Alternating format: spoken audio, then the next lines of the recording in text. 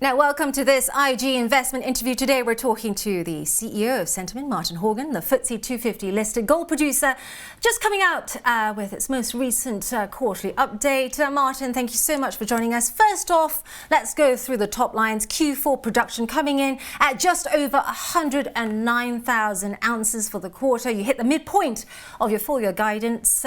Does that mean you're fully on track for your growth strategy? Good morning. Thank you for having me. Yes, look, absolutely. Look, I think 2022 was a great year for us. We had two sort of main objectives for the year in 2022. Firstly and foremost, to deliver into our guidance that we'd stated in terms of both production of ounces of gold and also our cost guidance as well. And I think that's quite important given the inflationary environment we find ourselves in. So delighted that we delivered the fourth quarter in line with our plan. And of course, that aggregated into production of 441,000 ounces of gold against a guidance range of 430 to 460. So just around the midpoint of ounce production. I think as well, cash costs, we came in at the bottom end of guidance, and in terms of our all-in sustaining costs, just under 1,400, which was inside the top end of guidance, which we'd previously identified during the year is where we'd come out. So I think that from a gold production basis, delighted with the progress as we continue to return the asset towards that 500,000 ounce production level. But again, as I say, given that inflationary environment we find ourselves in, delighted that the team are able to navigate those headwinds and deliver cost guidance as well. So I think another great step in terms of restoring Sukari back to the 500,000 ounce level. I think in parallel with that production and cost guidance, we had a number of key projects in the year. And of course, those projects are designed to both sort of maximize the full potential of the Sukari mine, making sure we've identified all the gold that's available, mining that as quickly as possible through our production rate, and looking at controlling our cost base as well. So a number of those projects were delivered into, again, which underpins our faith in both Sukari and Egypt as well. So a highly satisfactory year from 2022 at Sukari. Let's push that forward to the full year 23 then. You're targeting a production level of 450,000 to 480,000 ounces per annum. Can you just talk investors through how you're going to hit this target? Yeah, absolutely. So I think when we look at our confidence of now operating the mine, of really understanding what makes Sukari tick, I think we've got in a good position understanding the open pit and how that unfolds going forward. And I think we see sort of steady state operations of the open pit. I think from a processing perspective, again, I think we're in a good position there with some optimization and projects to come in 23 and beyond. But I think really the driver, the one that sort of the ability to take us from that range of 430 to 460 last year and push us to 450 to 480 this year is around the underground. And I think as we saw last year, a number of significant step forwards as that part of our operations. Starting off the year with the removal of the mining contractor and going owner mining, we believe there's great opportunity there around both cost savings and productivity gains. And we certainly started to see that coming through in the second half of the year. I think also then in terms of our geological focus that we put at the mine over the last 2 years, we had a further gain in terms of total reserve base in the mine last year, another 800,000 ounces added to reserves. And a lot of that came from the underground. That's almost 2 years of 2 million ounces of reserves added over the last 2 years. And with that underground sort of increase in the reserve base, what that's allowed us to do then, in conjunction with being now an owner mining in the underground, of course, is to look to increase the production rate. And that sort of productivity gains that we'll see in the underground allows us this year to produce more gold from the underground, and hence that step up in production to the 450 to 480. But I think importantly for us as well, it really underpins our further confidence in expanding the underground. And in the fourth quarter of last year, we put some plans out into the market around how we see the ability to increase underground production by around about 30%. And that will then really be one of the key catalysts driving us back to that 500,000 ounce mark from there as well. So I think, lots of confidence and excitement around where we can go. And I think driven by that underground performance that we're seeing coming through. Now, Martin, it's a key, of course, driving revenue and driving profits. But of course, every CEO we've spoken to from aerospace to retail has been talking about those rising inflation pressures. How is Centamin dealing with that?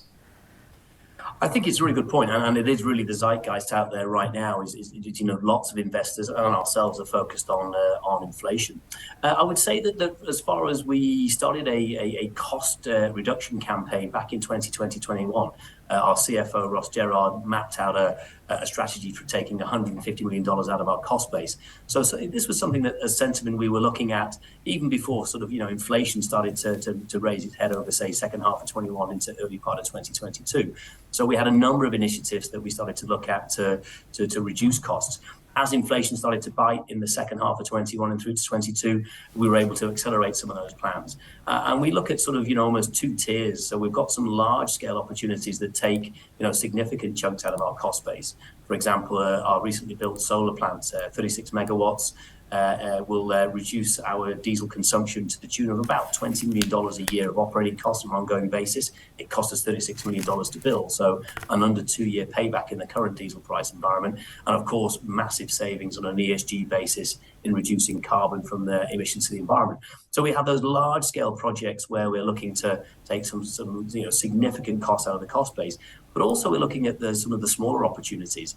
And I believe that sort of focusing on the detail also allows us to aggregate some quite considerable cost savings. And it's smaller things like, for example, tyre bays, where we invested in a tyre repair facility, where we're looking to take a tyre from, sort of 3,000 hours of 4,000 hours of use through to 7,000 hours.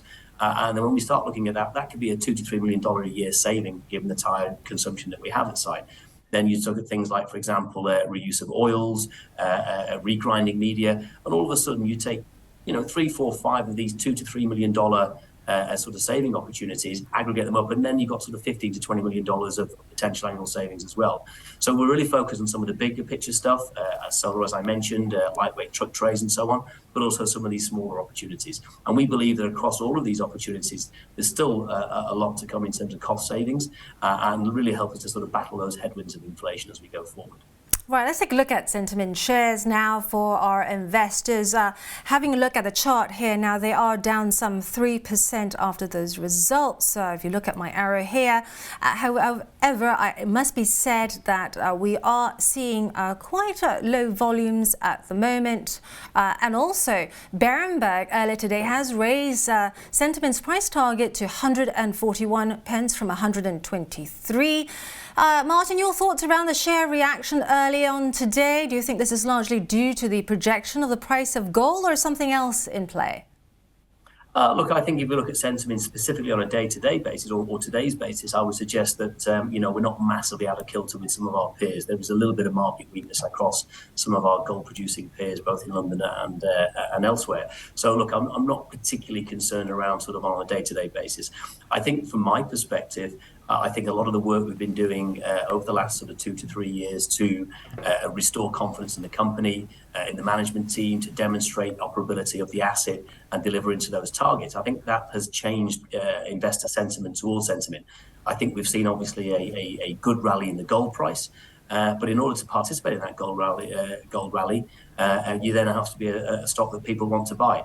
So I think if I look back to our sort of lower prices around the sort of the 80s, not so long ago, 80 pence a share, coming up to sort of 115 to 120 today, I think that's a real endorsement, one, of the quality of the Centamin assets, the team that's doing that operational work for us there, and that allows us to participate in this gold price rally, as well as the sort of confidence people have both in our growth opportunities and our return opportunity through the dividend that we pay as well. So I think, any sort of short-term day-to-day trading, I think I'm less concerned about on a day-to-day basis, and I do believe that sort of the recent share price trend reflects that renewed confidence in the business, which I'm delighted to see. And I think there's a lot more to come, a lot more catalysts to come in 2023 as we look at sort of expansion plans in the underground to demonstrate those, delivery of the Doropa PFS, our asset in West Africa, and also sort of further sort of cost initiatives around things like the grid power connection that we're looking at as well. So I think a good run over the last 6 months, and I think more to come from a share price perspective. Yes, and the Doropa project, that involves a solar plant, yes, that you're hoping that will deliver huge cost savings. No, so the solar plant we've constructed is in Egypt, and that's operational now, has been operational since the third quarter of last year, and that's delivering those both cost and carbon reductions right now. Doropa is our project in northern Cote d'Ivoire. Yes, that's right. That's right. So that's currently under a pre-feasibility study. We'd hope to have that finished in the first half of this year that demonstrate effectively a second mine in a new jurisdiction for Centamin, start to deliver into that strategy of being a multi-asset, multi-jurisdictional producer, and something that we're looking to work hard against to make sure we deliver that in the most timely manner, but also in an efficient and cost-effective way as well. So just a quick wrap up of your plans for diversification. If you had 3 things that you wanted to deliver and achieve in the next 2 years in terms of diversification, what would that be? Well, I think, the 3 buckets that I'd look at in terms of work streams. So the first one would be to fully optimize and deliver the full potential of the Sukari mine. I think we can get back to that 500,000 ounce level. We can get that done in terms of on a cost-effective basis to be around about 1,100 to 1,200 all-in sustaining costs, and really have that as being a real strong platform with which to build a business. So I think the next 2 to 3 years, let's really get Sukari fully maximised and fully humming along and being the real engine of the growth for the business. I'd love to see our exploration permits around in Egypt, in the Egyptian Eastern Desert around the mine. I'd love to start seeing us having some exploration success. That could be exploration success that feeds satellite material into our existing mine, or it could be exploration success that warrants the development potential of a new mine elsewhere within Egypt. And I think there's some exciting news in terms of our potential sort of exploration work to come over 2023 as we start to drill test some of the targets we're identifying now as well. And I think in that same 2 to 3 year window, we can deliver Doropa. We can have built and be producing gold from our second mine as well. So I think that when we look at that, I think that share price run has done very nicely on what we see today, but I think there's a lot more embedded opportunity within the portfolio. And I honestly believe that we've got both the people and the capacity to deliver that. And I think that in part is due to that debt facility, our inaugural debt facility that we put in place in December last year. It just gives us additional financial flexibility around our already strong balance sheet with those cash flows from Sukari to be able to deliver that growth in the business while still maintaining a dividend payment as well. My thanks to you, Martin. Exciting stuff, Martin Horgan there, CEO of Centamin, talking about diversification and, of course, the results. Centamin trading at 111.97 as we speak. This is IG.